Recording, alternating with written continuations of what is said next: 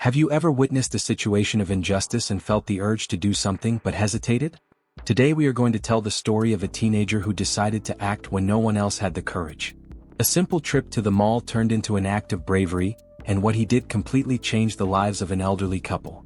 Want to know what happened? Stay with us until the end of this exciting story full of twists. And before we start, if you like inspiring stories that make us reflect on life, leave a like and, of course, subscribe to the channel. This helps us continue to bring you more content like this, and together we can spread these important messages to even more people. Let's go? It was a bright Saturday afternoon in late autumn, and the local mall buzzed with the usual crowd of weekend shoppers. The smell of fast food wafted from the food court, mingling with the scent of pretzels and cinnamon rolls, while groups of teenagers laughed and chattered, their sneakers squeaking against the glossy tiled floor. Among them was Ethan Myers, a 17-year-old high school senior, who had just picked up a pair of basketball shoes he had been saving up for weeks to buy. He was tall for his age, with sandy brown hair that always seemed to fall into his green eyes, and an unassuming air about him. Unlike some of the more boisterous kids at school, Ethan preferred to keep to himself, sticking with his close-knit group of friends and staying out of trouble. As he walked through the crowded mall, his mind drifted to thoughts of the upcoming basketball tryouts.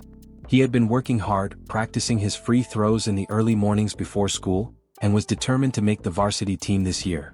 But those thoughts quickly evaporated as he approached the food court. At first, Ethan didn't notice anything unusual. People were standing in line at various counters, chatting, checking their phones, waiting for their food. But then, near the counter of a popular fast food chain, he saw a small commotion. A group of boys from his school, boys he recognized from the basketball team, were huddled around an elderly couple who were quietly waiting for their order. The couple, both of them in their late 70s or early 80s, stood out not only because of their age but also because they were one of the few black couples in the mostly white crowd. Ethan slowed his pace, his attention now drawn to the scene unfolding before him. The boys from his school, led by a tall, arrogant-looking kid named Trevor, were making snide remarks, barely audible over the din of the food court, but loud enough to carry a cruel edge. Trevor had a reputation for being a bully, but what Ethan heard next made his stomach churn. "Hey grandpa, you lost or something?" Trevor sneered, leaning too close to the elderly man, his tone dripping with condescension. "Or are you just slow? Do you even know how to use one of those credit cards?" The elderly man, Mr. Johnson, who was wearing a neatly pressed jacket and a bowler hat, kept his head down, his eyes fixed on the ground. His wife, Mrs. Johnson, stood beside him, clutching her purse tightly to her chest.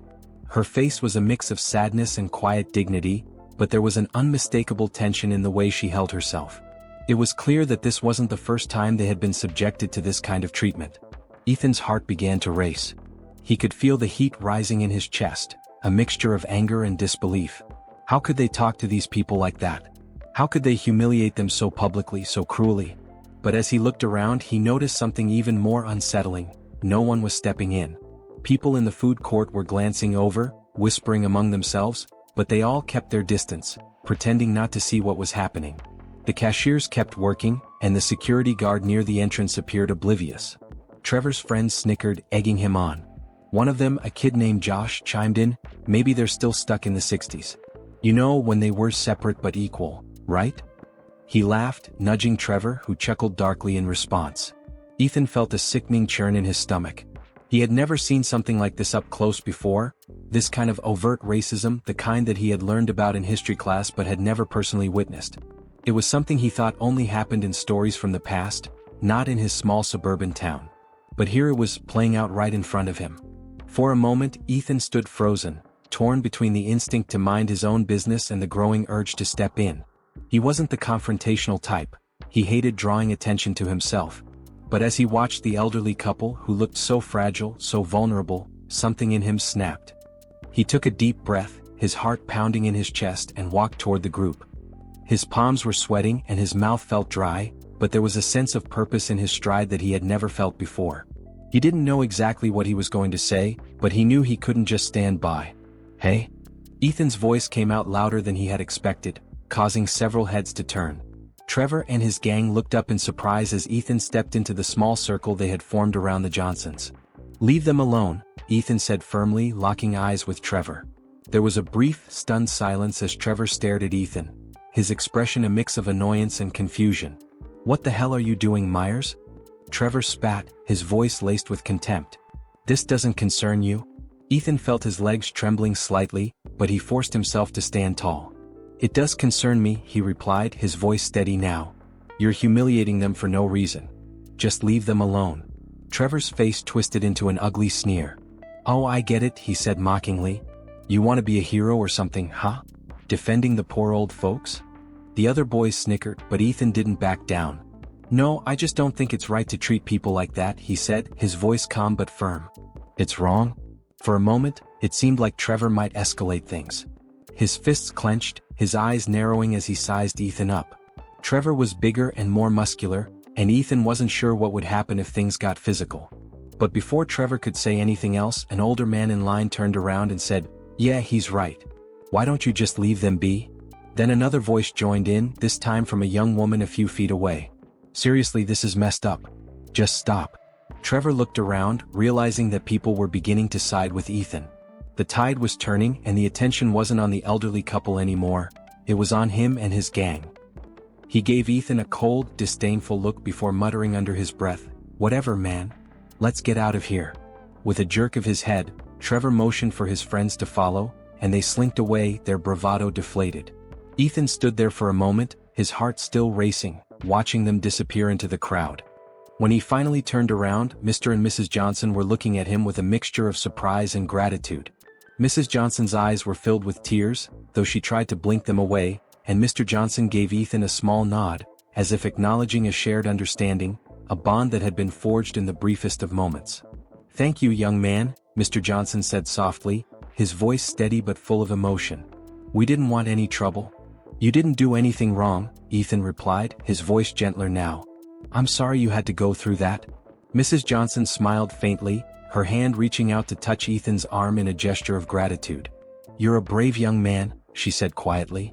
We don't see that too often these days. Ethan felt a lump form in his throat. He didn't feel brave. His legs were still shaky, and his hands were slightly trembling from the adrenaline. But as he looked into their faces, he realized that standing up for them was the only thing that had felt right in that moment. He offered to help them carry their tray of food to a nearby table, and they graciously accepted. As they sat down together, Ethan realized that this brief encounter had already changed something in him. He had stepped into a world of complexities he hadn't fully understood before. A world where injustice could be so blatant, and where standing up for what was right could feel both terrifying and necessary. The mall seemed quieter now, as if the commotion from earlier had drained the energy out of the bustling weekend crowd. Ethan sat across from Mr. and Mrs. Johnson at the small food court table, still trying to process what had just happened. His mind raced with a mix of emotions, relief that Trevor and his gang had backed down, pride for having stood up to them, but also lingering nervousness over how things could have gone differently.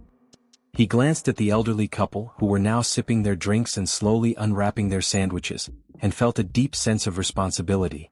Mr. Johnson was the first to break the silence. You didn't have to do that, son, he said quietly, his voice calm but full of weight. But we're grateful you did. Ethan shifted in his seat, feeling slightly uncomfortable with the praise. I couldn't just stand there and let them talk to you like that, he said, his voice softer than before. It wasn't right. Mrs. Johnson gave a small, knowing smile.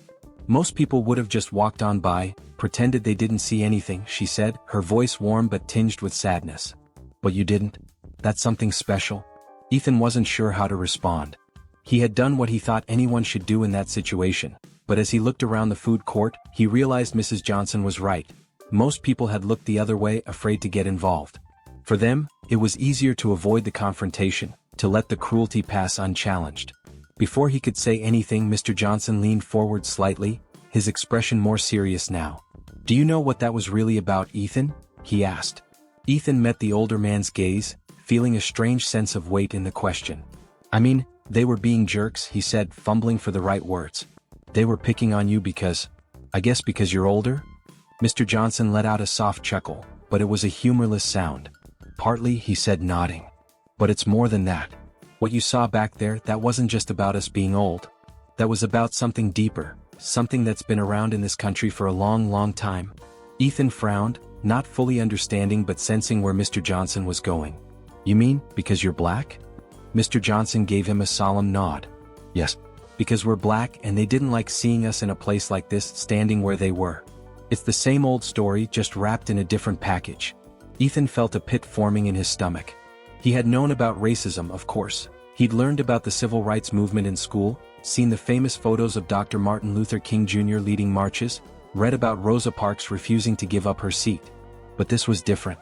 This was happening now, right in front of him, to real people he was sitting across from.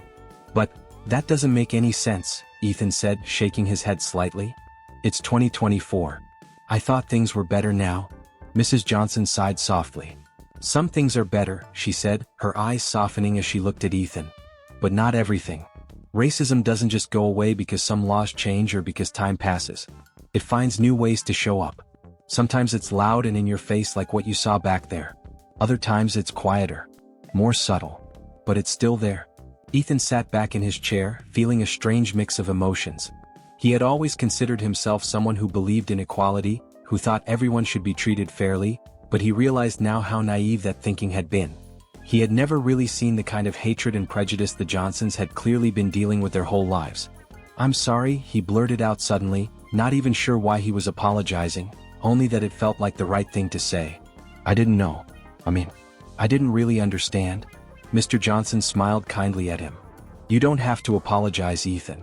It's not your fault. But now that you've seen it, now that you understand a little better, you can choose what to do with that knowledge." Ethan swallowed hard, feeling a sense of responsibility settle over him.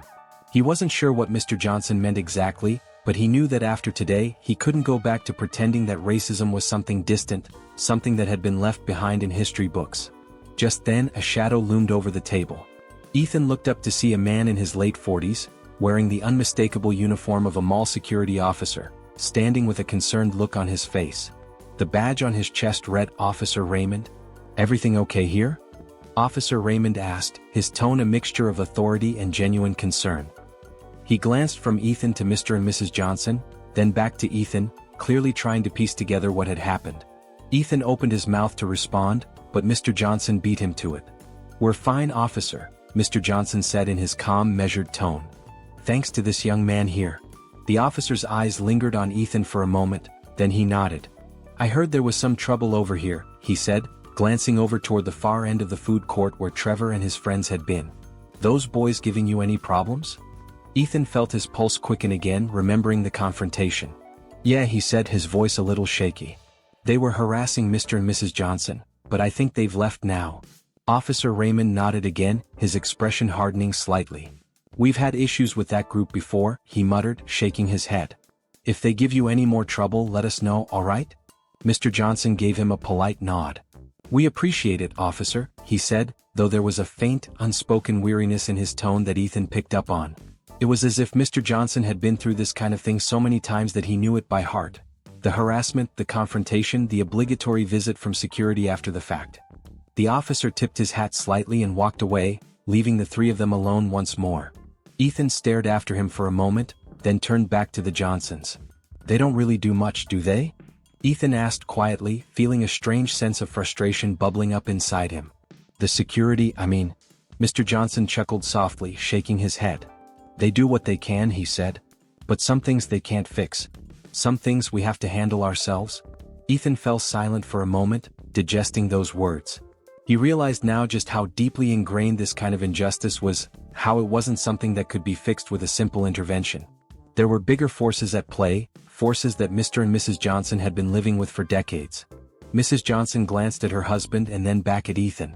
"You did the right thing, Ethan," she said gently. "It takes courage to stand up in a situation like that. You didn't let them scare you." Ethan smiled faintly, though he still felt a knot of uncertainty in his chest. "I was scared," he admitted, his voice low. "I didn't know what they were going to do."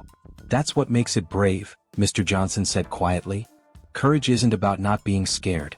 It's about doing the right thing even when you are." Ethan nodded slowly, letting the words sink in. He had never thought of courage that way before. But as he sat there with the Johnsons, he realized that standing up for them, despite the fear, had been one of the most important things he had ever done. Before long, the couple finished their meal, and Ethan offered to help them with their tray. As they stood up to leave, Mrs. Johnson gave Ethan a warm smile. "You're a good young man, Ethan," she said softly. "Don't let the world make you forget that." Ethan felt his face flush slightly, but he smiled back. "Thank you, Mrs. Johnson," he said. "I won't." As they walked toward the exit together, Ethan couldn't help but feel that something had shifted inside him. The world seemed a little different now, a little less certain, but in a way it also felt more real. He had seen a side of life that most of his friends never talked about, a side that was messy and painful and unjust. But he had also learned that he had a choice to stand up, to speak out, and to be a part of the change. And as they stepped out into the cool autumn air, Ethan knew that this was only the beginning. The cool autumn air greeted Ethan, Mr. Johnson, and Mrs. Johnson as they stepped out of the bustling mall. The sun hung low in the sky, casting long shadows across the parking lot and painting the clouds in hues of orange and pink. The quietness of the outside world was a stark contrast to the tension and noise that had filled the food court just minutes before. Ethan walked beside the elderly couple, his hands in his pockets, his mind still racing from everything that had just unfolded. The Johnsons moved slowly, their pace deliberate, and Ethan matched their stride, not in any hurry to leave their company. A strange feeling had settled over him, one of warmth and connection but also of a growing sense of responsibility. In the short time since they'd first spoken, Ethan had come to admire them deeply. There was a quiet dignity in the way they carried themselves, even in the face of humiliation. He could still hear Mrs. Johnson's words echoing in his mind, "Most people would have just walked on by." As they approached the couple's car, an old but well-maintained sedan parked toward the edge of the lot, Mr. Johnson let out a small sigh. "Well, here we are," he said, his voice still calm but now tinged with the exhaustion of the day. He patted his pockets as if searching for something before finally fishing out his keys. Ethan hesitated, not wanting the moment to end. "Can I help you with anything else?" he asked, the words tumbling out of his mouth before he could stop them. "I mean, if you need help getting your things in the car or anything." Mrs. Johnson turned and smiled at him, her eyes crinkling at the corners. "You've done plenty already, Ethan," she said kindly. "More than most would." Mr. Johnson unlocked the car and opened the passenger door for his wife, who climbed in slowly, careful with each movement. As she settled into the seat, Ethan found himself still standing there, unsure of what to say or how to say goodbye. He didn't want to walk away just yet. There was something about the Johnsons that drew him in, something about their presence that made him feel different. Like he was learning something about life that he hadn't even known he needed to learn. Mr. Johnson must have sensed his hesitation because he leaned against the open driver's door and looked at Ethan with a thoughtful expression. "You know, you remind me of someone, Ethan," he said, his voice low and reflective. Ethan blinked in surprise. "Who?" "Our grandson," Mr. Johnson said, a small smile tugging at the corners of his mouth. "He's about your age. Always standing up for what's right, even when it's hard. Sometimes especially when it's hard." Ethan didn't know how to respond. He felt a swell of pride but also a strange sense of humility. He didn't feel like a hero. He had acted because he couldn't stand to see the cruelty directed at the Johnsons, but now that they compared him to their grandson, someone who, it seemed, regularly fought against injustice, Ethan wondered if he truly deserved that kind of praise. "You have grandkids?" he asked, more to fill the silence than anything else. Mr. Johnson nodded. "3 of them. All around your age. They live down in Atlanta now, but they come visit us when they can. It's been harder for them lately though, with school and jobs and everything." Mrs. Johnson, now settled in her seat, leaned forward slightly to join the conversation. "Our oldest grandson Michael is in college now, studying political science. He's always been interested in social justice, just like his parents." Ethan couldn't help but smile at the way Mrs. Johnson spoke about her grandson, pride evident in every word. "He sounds pretty amazing," Ethan said, though part of him felt a twinge of envy. Michael was out in the world, doing something important, studying to make a difference. And here was Ethan just trying to make the basketball team and get through high school. "He is," Mr. Johnson said. "But he's had his fair share of challenges too. Being a young black man in this country. Well, let's just say the world isn't always kind. Even when you're doing everything right." Ethan nodded, the weight of those words settling over him. He had never had to think about the world in that way, not in the way Michael or the Johnsons did. He had always moved through life with a certain ease, never having to question whether he would be treated differently because of the color of his skin. Today had been a stark reminder of the privileges he had always taken for granted. "Do you see them often?" Ethan asked, genuinely curious now. He realized he wanted to know more about their family, more about their lives. Mrs. Johnson's smile faltered slightly. "Not as much as we'd like," she admitted. "The world moves fast these days. People get busy. But we talk to them often. And we're proud of them even when they're far away." Mr. Johnson glanced at his wife, and for a moment, there was a quiet, unspoken exchange between them. It was a look of understanding, of shared history, of decades of navigating a world that hadn't always been kind to them. And yet, here they were, still standing, still strong, still full of love for each other and their family. "Ethan," Mr. Johnson said suddenly, breaking the moment. "Would you like to join us for dinner one of these nights? I know it might sound strange, but I feel like we could have some good conversations. I think you'd enjoy hearing about the world from an old man's perspective." Ethan was taken aback. The invitation was unexpected, but it filled him with a warmth he couldn't quite explain. He had only known the Johnsons for a brief time, but already they felt like people he wanted to know better. People whose lives held stories and lessons that he could learn from. And deep down, Ethan knew that his world had expanded in a way he hadn't anticipated. "I'd like that," Ethan said, a smile breaking across his face. "I really would." Mrs. Johnson beamed from inside the car. "Well, then it's settled. You can come over next weekend. We'll cook something special for you." Ethan laughed, a lightness returning to the moment. "Sounds great," he said. "I'm looking forward to it." Mr. Johnson nodded, clearly pleased. "We'll see you then," he said, stepping into the driver's seat. "Take care of yourself, Ethan. And remember, don't let the world make you afraid to do what's right." Ethan nodded, the words sinking in deeply. "I won't," he promised. As the Johnsons drove away, Ethan stood in the parking lot for a moment, watching their car disappear into the distance. The warmth of their offer and the wisdom they had shared with him lingered in his chest, filling him with a sense of purpose he hadn't felt before. He turned and began walking toward his own car, his mind swirling with thoughts. Today had started out like any other Saturday, just a trip to the mall, some new shoes, nothing out of the ordinary. But now, as the sun dipped below the horizon and the first stars began to appear in the twilight sky, Ethan realized that everything had changed. He had made new friends today, friends who had opened his eyes to a side of the world he hadn't fully understood before. And in doing so they had changed him. As he drove home, the weight of their words and their kindness stayed with him, weaving into the fabric of who he was becoming. Ethan didn't know exactly what the future held, but he knew one thing for certain. He wasn't going to be the kind of person who walked on by. He was going to stand up, just like he had today, and make a difference, even if it was in small ways, one act at a time. The following week felt different for Ethan. Each day seemed to move a little slower, as if his mind was still back in the mall parking lot, replaying the encounter with the Johnsons over and over again. School, basketball practice, and even hanging out with his friends felt somehow smaller now, less significant in comparison to what he had learned and felt during that brief but intense experience. By Friday, Ethan was both nervous and excited about his upcoming dinner with the Johnsons. The thought of spending time with them again felt like stepping into a world far different from the one he had always known. He didn't know what to expect, but he was eager to hear more about their lives, about the struggles they had faced and the wisdom they had gained from them. When Saturday finally arrived, Ethan found himself standing in front of the Johnsons' modest but well-kept home, holding a small bouquet of flowers he had bought for Mrs. Johnson. He wasn't sure if it was appropriate, but his mom had suggested it, and it felt like a kind gesture.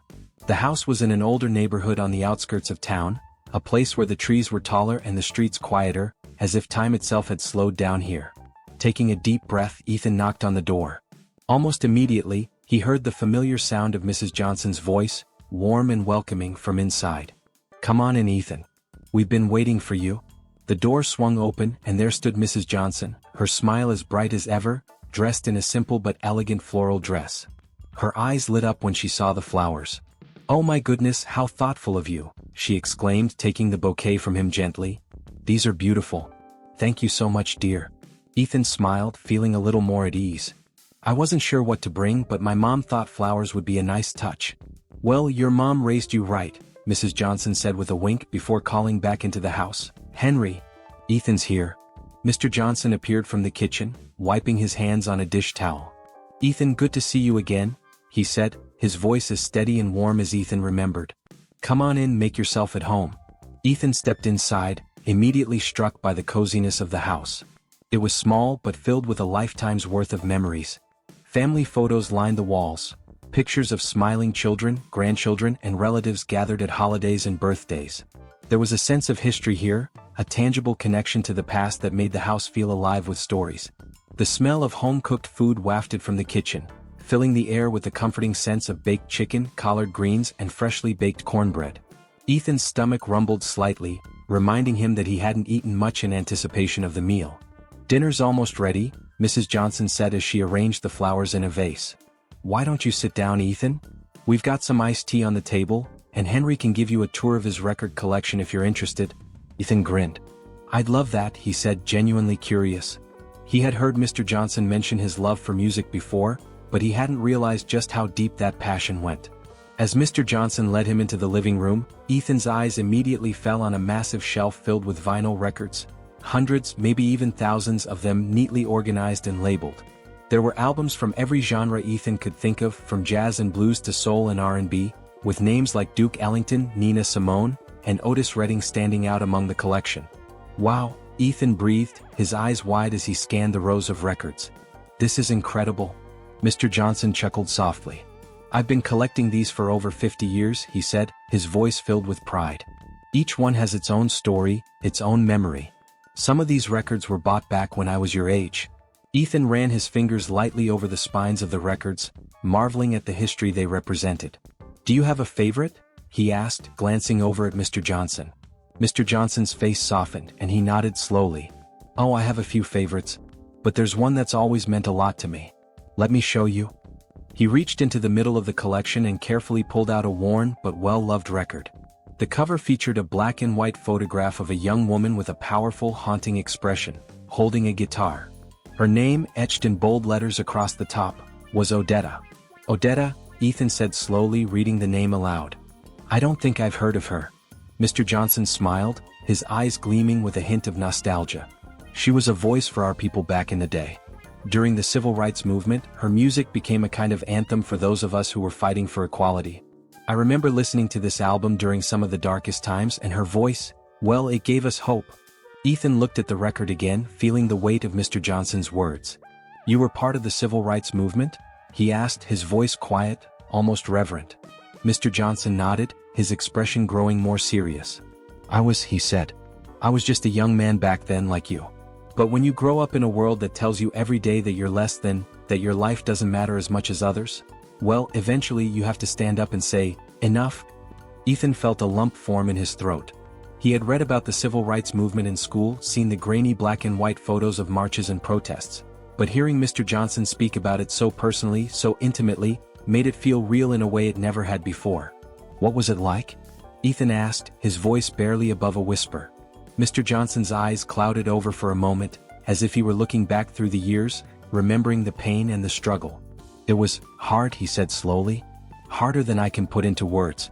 We marched, we protested, we stood up to injustice, but the fear was always there. The fear that you might not make it home that night, that someone might take your life just because you dared to ask for your rights as a human being." Ethan listened, his heart pounding in his chest. He couldn't imagine living with that kind of fear, that kind of constant threat hanging over his head. The closest he had ever come to danger was during a basketball game when tempers flared, but that was nothing compared to what Mr. Johnson had faced. "But it wasn't just fear," Mr. Johnson continued, his voice growing steadier. "There was also hope. There was a sense of purpose, of unity. We knew that what we were doing was important, that we were fighting for something bigger than ourselves. And that gave us strength. Even when things got bad, even when we lost people, friends, family, we kept going." Ethan swallowed hard, feeling the gravity of Mr. Johnson's words. Did it get better?" he asked hesitantly. Mr. Johnson sighed, setting the record down carefully on the table. "In some ways, yes," he said, his voice quiet but firm. "We made progress. We changed laws. We opened doors that had been closed to us for centuries. But racism, it doesn't just disappear. It changes shape, it hides itself better, but it's still there. That's what you saw in the mall last week. It's the same hatred, just wearing a different face." Ethan nodded, the realization hitting him with a newfound clarity. He had always thought of racism as something that belonged to the past, something that had been defeated with the civil rights movement. But now, he understood that it was far more insidious than that. It was something that lingered, quietly shaping the world in ways he hadn't seen before. As the conversation hung in the air, Mrs. Johnson called from the kitchen. "Dinner's ready, boys. Come on and wash up." Ethan followed Mr. Johnson to the small bathroom to wash his hands, the weight of their conversation still heavy in his mind. As he dried his hands, he looked at his reflection in the mirror. His face was the same, but something had shifted inside him. Something profound. When they sat down to dinner, the atmosphere lightened, and the Johnsons shared stories about their family, their children, and their grandchildren. They spoke about happier times, about love, about resilience. And as the meal went on, Ethan realized that this was what they had fought for. the right to sit at their own table in their own home without fear, to live with dignity and to pass on their wisdom to the next generation. By the time Ethan left that night, the stars were out, and the air had turned crisp. As he walked to his car, he felt a deep sense of gratitude, not just for the meal but for the stories, for the connection, and for the lessons he had learned. He had come to the Johnsons' home as someone who wanted to learn, but he left with something far more valuable. A friendship that spanned generations, grounded in courage, resilience, and the shared understanding that the fight for justice was far from over. And as he drove home, Ethan knew that he was no longer the same boy who had walked into the mall that day. He was someone who had been changed, by history, by truth, and by the quiet strength of two people who had lived through it all. Monday morning arrived with a chill in the air, signaling the slow arrival of winter. Ethan pulled his hoodie tighter around him as he walked into school, his breath visible in the crisp air. He hadn't been able to stop thinking about his dinner with the Johnsons. It felt like he had been given a glimpse into another world, one filled with stories of resilience and injustice that had opened his eyes in ways he hadn't expected. But as he walked through the school's crowded halls, the familiarity of his daily routine came crashing back. Loud voices, lockers slamming, and the usual cluster of students gathering in their respective groups. Ethan was just about to head to his locker when he noticed a shift in the atmosphere. People were looking at him, more than usual, and not in the casual, passing way. These were stares. Whispered conversations followed him, and more than once, someone pointed in his direction. It didn't take long for Ethan to figure out why. As he reached his locker, Trevor Monroe and his group of friends were leaning against the wall nearby, talking loudly, with exaggerated laughter filling the air. Trevor, the same kid who had harassed the Johnsons at the mall, locked eyes with Ethan the moment he approached. A slow, smug grin spread across his face. Well, look who it is," Trevor said loudly, making sure everyone around them could hear. The hero of the day, standing up for the old folks. Ethan ignored him, trying to focus on spinning the combination on his locker. His stomach clenched as he felt the weight of more eyes on him. He had known there would be some fallout from confronting Trevor at the mall, but he hadn't expected it to come like this, so public, so intense. Trevor wasn't done. He took a step closer, his voice dripping with mockery. "What's the matter, Myers? You think you're some kind of saint now? Defending people like that?" Ethan froze, his fingers halting on the lock. He knew what Trevor meant by people like that. The same venom, the same hatred, thinly veiled under a layer of sarcasm, was now being thrown at him. Ethan could feel the eyes of the other students on him, waiting to see how he would respond. For a brief moment, fear and uncertainty gripped him.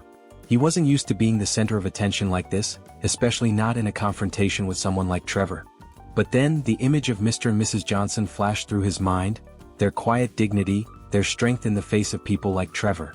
And suddenly, the fear he felt was replaced by something else: determination. Ethan turned around slowly to face Trevor, meeting his gaze head-on. "Yeah," he said, his voice steady. "I stood up for them because it was the right thing to do.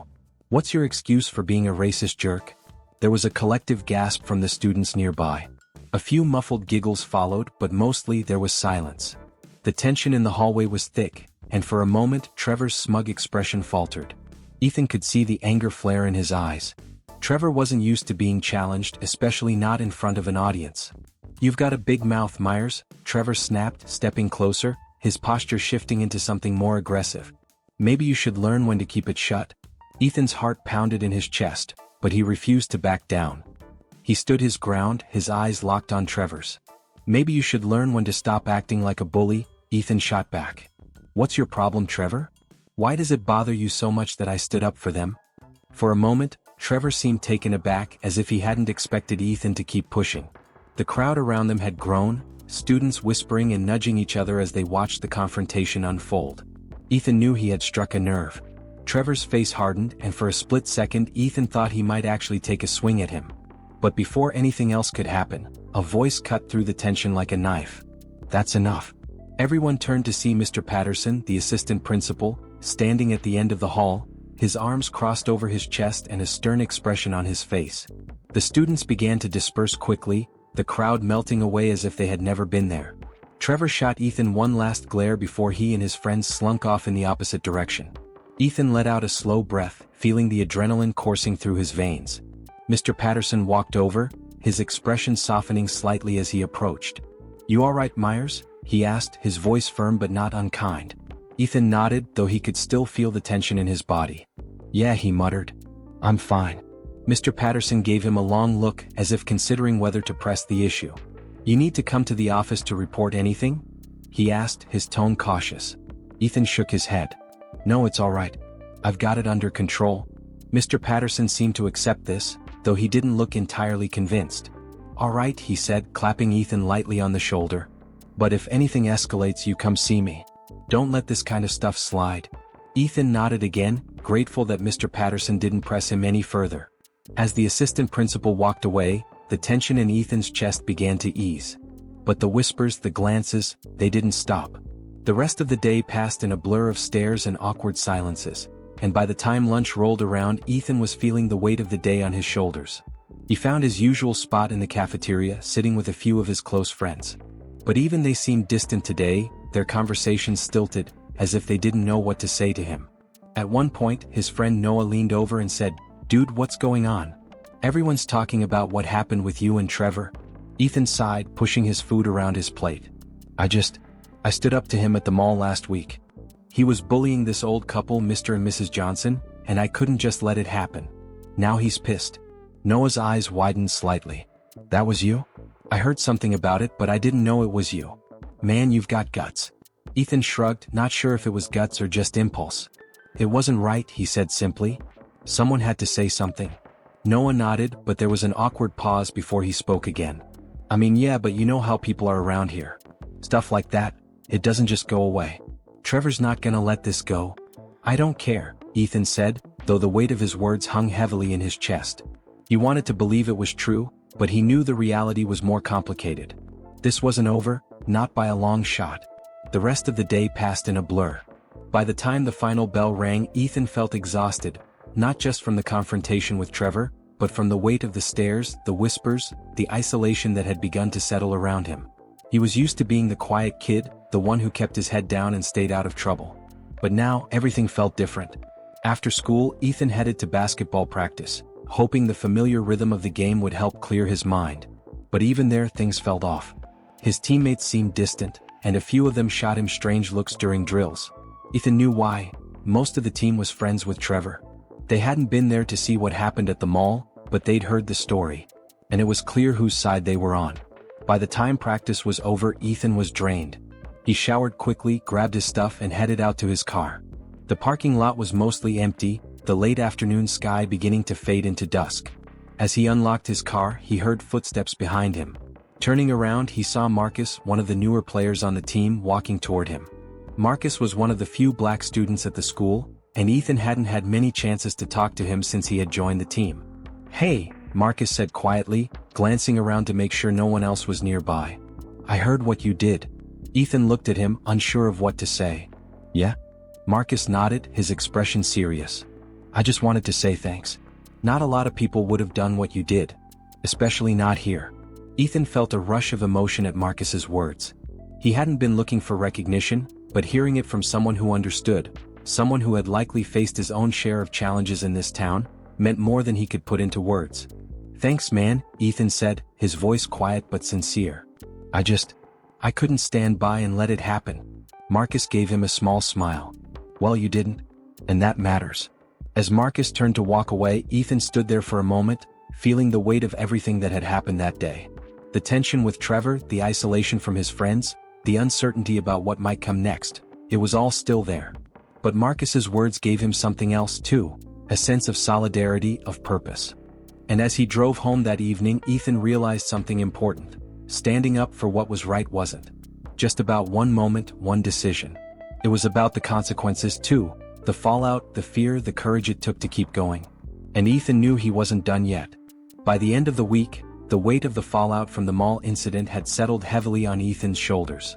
His confrontation with Trevor had made him a target, not only for the bully and his friends but also for others in the school who preferred to stay quiet when it came to issues like racism.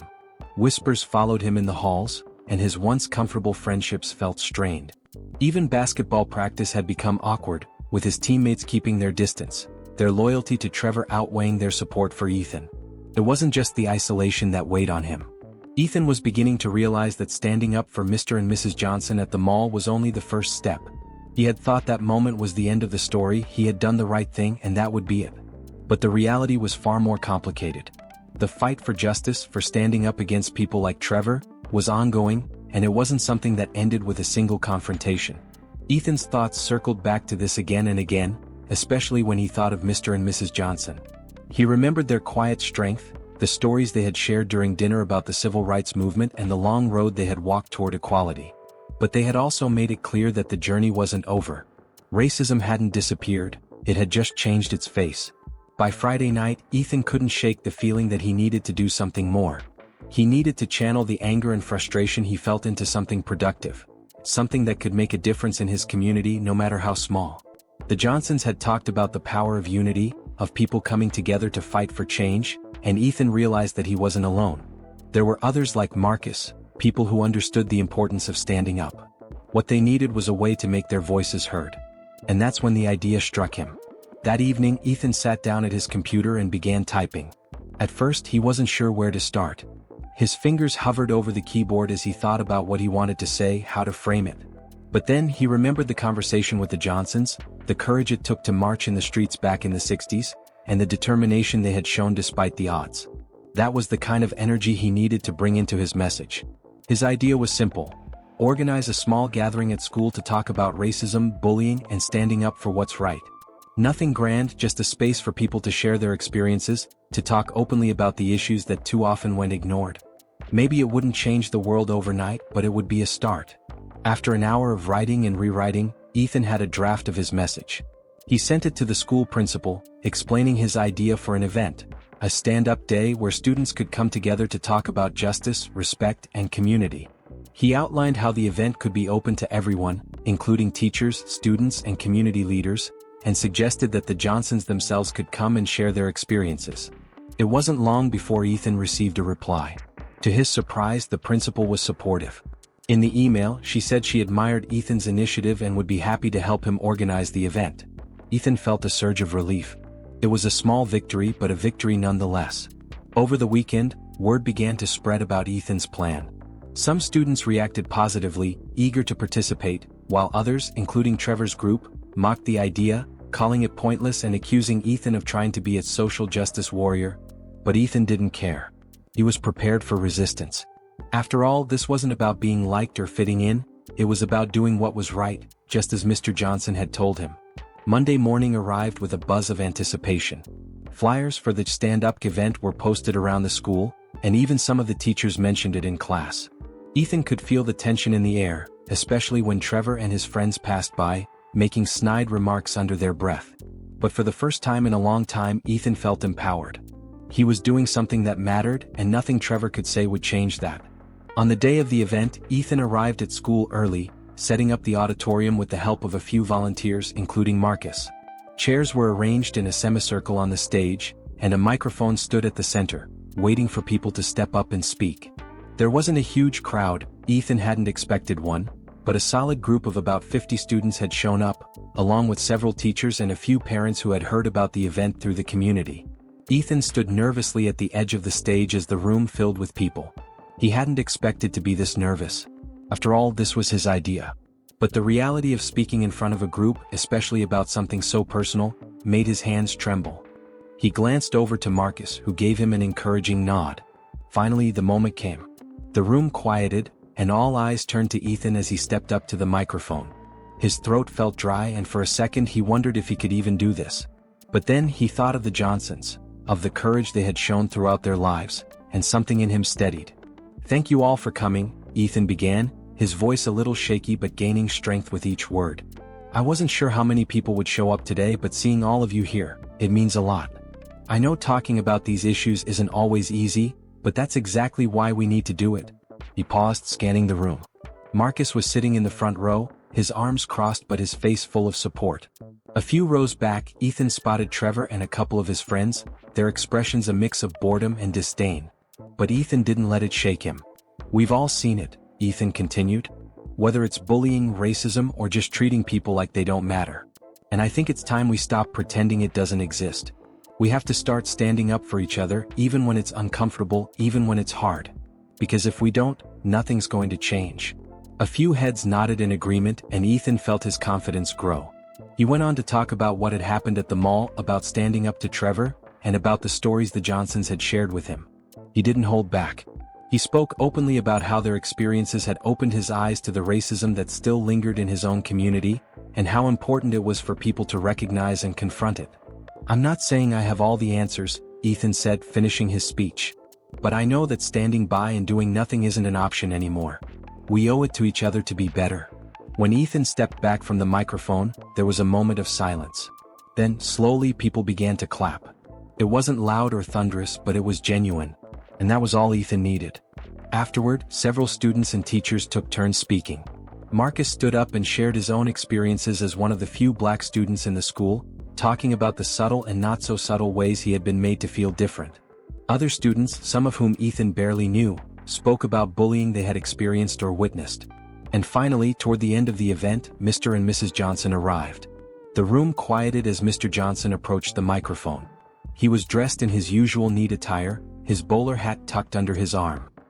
He looked out at the crowd for a long moment before speaking, his voice calm but powerful. "I've lived a long time," Mr. Johnson began. "I've seen this country change in ways I never thought possible. But I've also seen how some things haven't changed at all. The fight for justice, it's not over. And it won't be over until every person, no matter their skin color, is treated with dignity and respect." Ethan watched as the students around him listened intently, their faces serious. There was something about hearing it from Mr. Johnson, a man who had lived through so much, that made it all feel real in a way Ethan's words couldn't. When the event ended, people lingered, talking in small groups, sharing their thoughts and feelings. Ethan felt a deep sense of accomplishment. It wasn't a perfect solution, and it wasn't going to change things overnight, but it was a start. As the auditorium emptied, Mr. Johnson found Ethan near the stage. He gave him a warm, approving nod. "You did good, Ethan," he said, his voice full of pride. "You did real good." Ethan smiled, feeling the weight of those words settle into his chest. "I couldn't have done it without you and Mrs. Johnson," he replied, his voice soft but full of gratitude. "You've taught me so much." Mr. Johnson shook his head slightly, a small smile playing on his lips. "No, son. You're the one teaching now. Keep it up." Ethan stood there for a moment, watching as the Johnsons walked out of the auditorium, hand in hand. He felt a deep sense of purpose settle over him. This was just the beginning of his journey. He had learned that standing up for justice wasn't a one-time act. It was a commitment, a lifelong promise to do what was right, even when it was hard. As Ethan left the school that day, he knew one thing for certain: the fight wasn't over. But now, he wasn't afraid to confront injustices, even though we know that the fight is long and that it will not be easy.